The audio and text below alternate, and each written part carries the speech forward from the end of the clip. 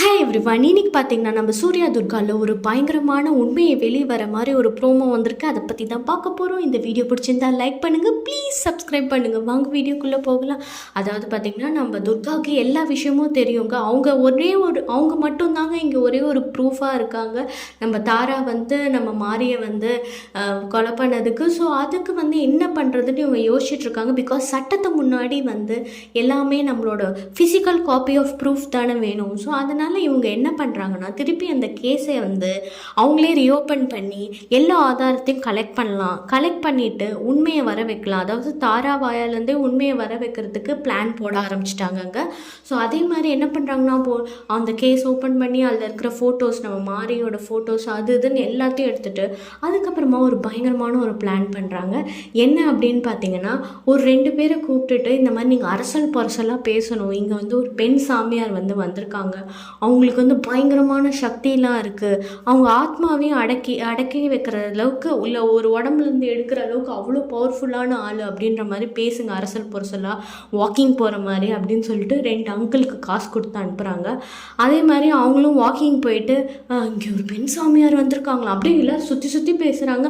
நம்ம சங்கரபாண்டியன் பார்த்துட்டு, ஓ அப்போ உண்மையிலே பவர்ஃபுல்லான யாரோ ஒரு சாமியார் இருக்காங்கன்னு சொல்லிட்டு குடுன்னு போயிட்டு தாராக்கிட்ட சொல்கிறாங்க, சிஸ்டர் ஒரு பயங்கரமான ஒரு சாமியார் வந்திருக்காங்களாம், அதுவும் பெண் சாமியாரா.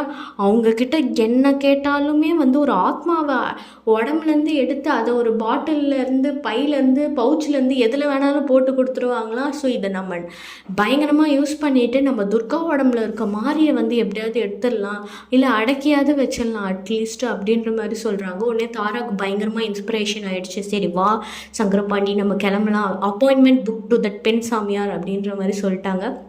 ஸோ அங்கே என்ன பண்ணுறாங்கன்னா, பயங்கரமாக காட்ட போகிறாங்க அப்படின்னு பார்த்துட்டு இருக்கும்போது அந்த பெண் சாமியார் வேறு யாருமே இல்லைங்க, நம்மளோட துர்கா தான் என்ன பண்ணியிருக்காங்கன்னா, தலையில் ஒரு கொண்டை கமண்டலம் அப்புறமா ருத்ராட்சம்லாம் போட்டு ஒரு சாமியார் கெட்டப்பில் அவங்க இருக்காங்க.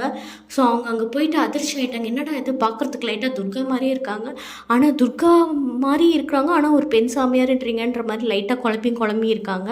ஸோ இதுக்கப்புறம் என்ன நடக்க போகுது அப்படின்றது நம்மளுக்கு தெரியல. இவங்கெல்லாம் வாயிலேருந்து உண்மையை கக்க போகிறாங்களாம். அதை இவங்கெல்லாம் ப்ரூஃபாக எப்படி எடுத்துகிட்டு நம்ம தாரா தான் மாயா, அதுக்கப்புறம் தாரா தான் மாரியை இந்த மாதிரி பண்ணாங்கன்ற விஷயங்கள்லாம் அடுத்தடுத்து வெளியே வரப்போகுது. ரொம்ப சுவாரஸ்யமாக இருக்க போகுதுன்னு நான் ரொம்ப நம்புகிறேன். ஸோ இதே மாதிரி நான் அடுத்தடுத்த வீடியோவில் என்னென்ன சுவாரஸ்யமாகவும் ஃபன்னாகவும் என்டர்டெயின்மெண்ட்டாகவும் நான் பண்ணுறேன். இந்த வீடியோ பிடிச்சிருந்தா தயவுசெய்து லைக் பண்ணிவிட்டு சப்ஸ்கிரைபும் பண்ணுங்கள். தேங்க்யூ ஃபார் வாட்சிங்.